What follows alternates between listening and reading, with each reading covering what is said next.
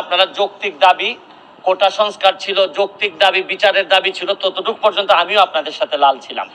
কিন্তু যখন আপনারা আমার নেত্রী জননেত্রী শেখ হাসিনার পদত্যাগ দাবি করতেছেন এবং ধ্বংসলীলায় মেতে উঠেছেন, তখন আমি যেমন আপনাদের যেমন আমার নেত্রীর বিরোধিতা করার অধিকার আছে, আমারও আমার নেত্রীর পক্ষে দাঁড়ানোর অধিকার আছে। আমি এই সস্তা জনপ্রিয়তার জন্য এখানে ভাইরাল হইতে আসি নাই।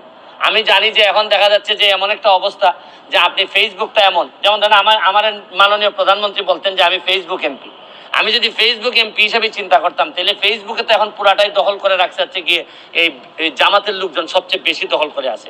তা আমি এখন সরকারের বিরুদ্ধে একটা কথা বললে আমার তো বলার ক্ষমতা আছে, আমি তো স্বতন্ত্র এমপি, আমি যা ইচ্ছা সরকারের বিরুদ্ধে বলতে পারবো।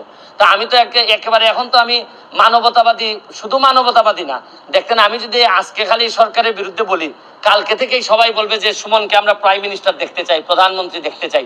তা আমি তো ওই প্রধানমন্ত্রী হওয়ার লোভে আসি না এখানে। আমার রাইট রং বুঝতে